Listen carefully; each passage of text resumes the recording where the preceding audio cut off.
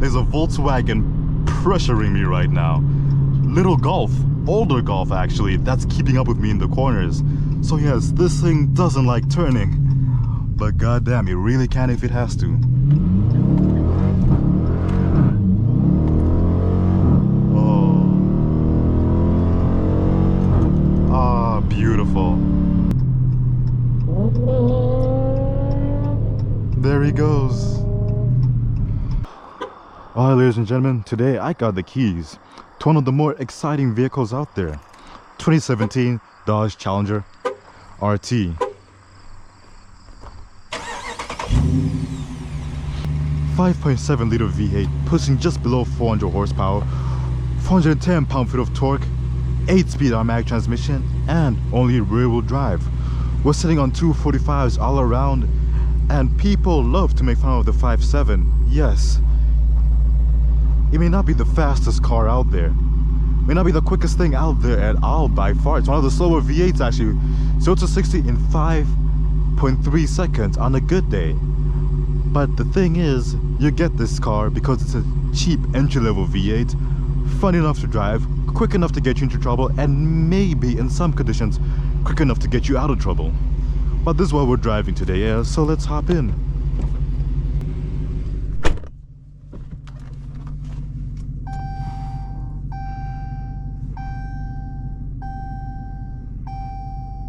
And I was really debating on making this a POV silent drive or a full-blown review, but I'm gonna make it a little bit of a hybrid because it's sunset right now. We have beautiful weather. We're gonna roll down the windows and just cruise down this beautiful countryside road. But first things first, rev test. Gonna put it into sport mode, turn off our traction control.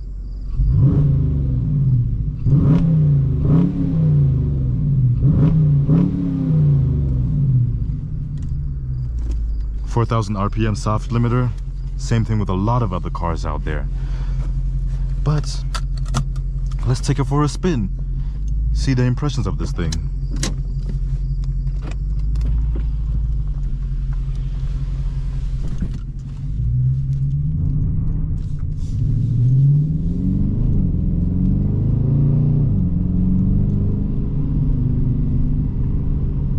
Instantly you feel that low-end torque just hooking you up instantly.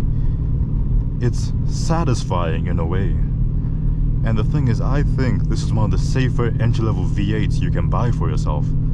It's not too quick. It's not like a Scat Pack where every time you floor it, you are burning rubber. This thing hooks up pretty well, and if you want to improve your 0 to 60 times because everyone keeps making fun of you, simply get wider tires. The 245s are just enough to get you enough traction to get up and go. But if you really want to go and step on it a little bit more,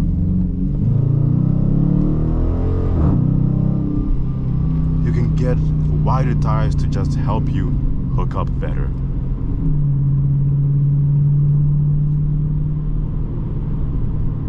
And these are the roads people need to drive on. Rolling hills, no need for hard 0 to 60s, hard accelerations, just enjoyable driving. The suspension is actually softer than what I would have expected actually. It's not harsh in the way I would have thought it would be. The thing is, this cabin is actually very nice to be in right now. Roomy, spacious, and the ride quality is solid. Insulation, very, very solid. And the 8-speed seems to know exactly what I think. I don't have paddle shifters. This is the entry level, bare bones V8. But the thing is, the engine is responsive. Oh, it's enjoyable. But right now we're gonna enter some windy roads. You see, this car may not be the most excited to turn, but it still handles like a sports car and will turn better than most vehicles. People just seem to forget that Challengers are still sports cars, and yes, they will turn. They just don't enjoy doing it as much.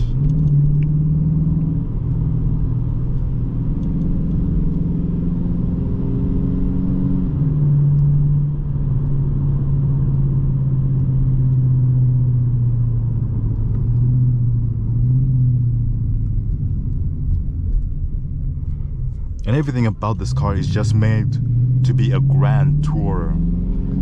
Challengers have taken a very comfortable seat at the top of coupes. They provide the most trunk space and arguably the most room. You can sit fully grown adults in this car. Yes, the backseat has just that much space in it. Impressive for a car that weighs the same as some full-size SUVs. The cons though is that this car does not come in a convertible at all. So if you really want that top-down experience, you're gonna have to go for the Mustangs and Camaros.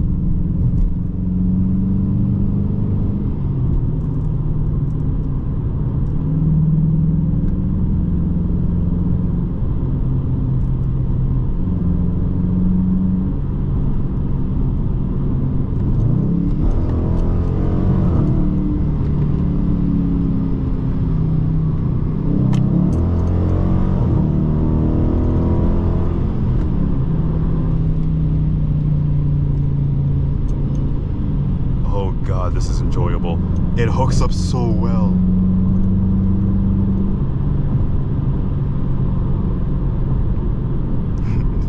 Beautiful. There's a Volkswagen pressuring me right now. Little Golf, older Golf actually, that's keeping up with me in the corners. So yes, this thing doesn't like turning, but goddamn, it really can if it has to.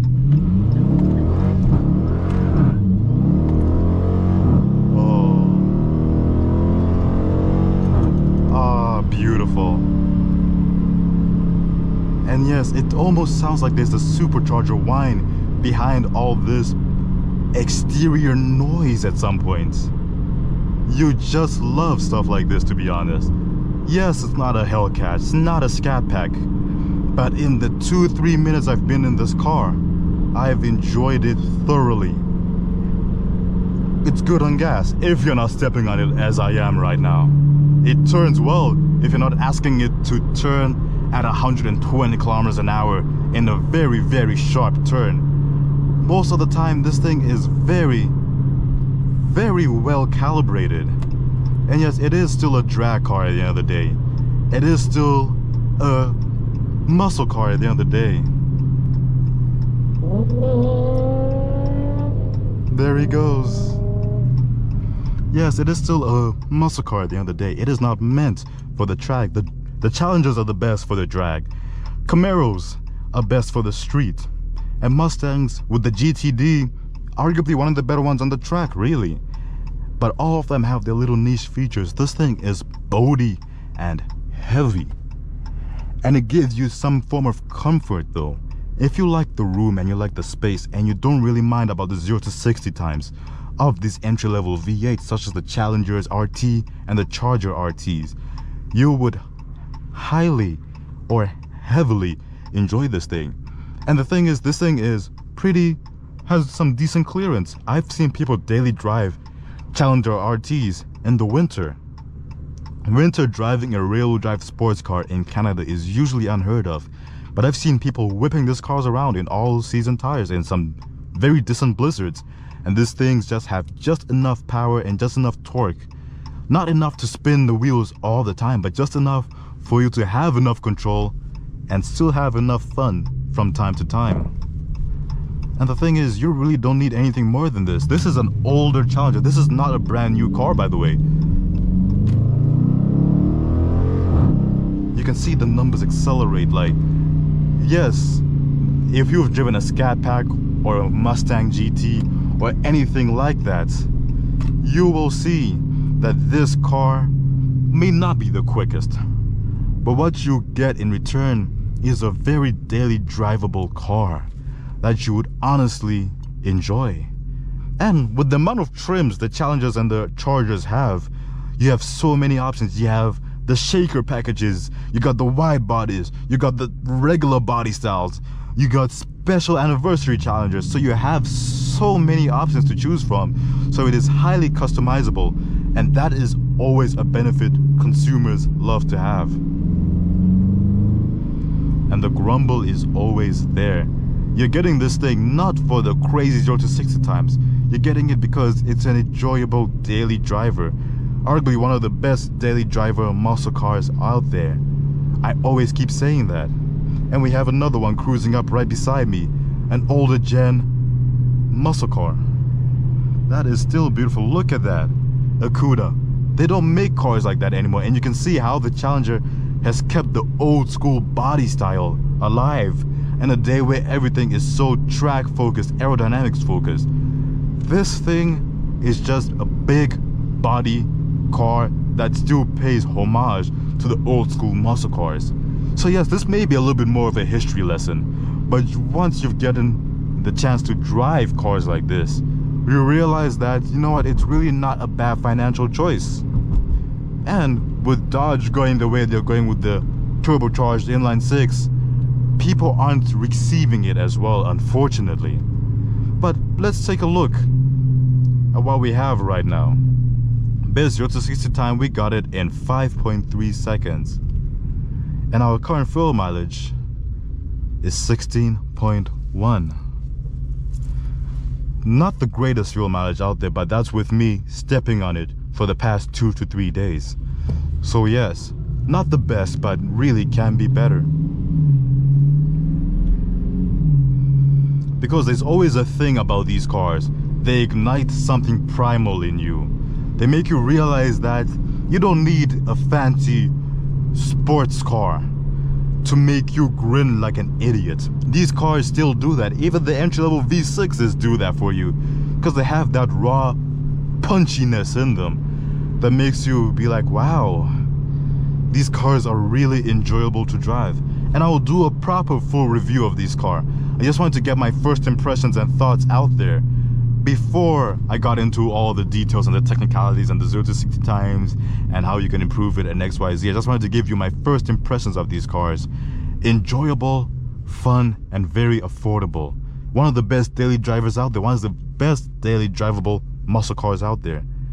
Just because of the space, the roominess, and the cargo space in these things makes it a very, very attractive price point for these cars.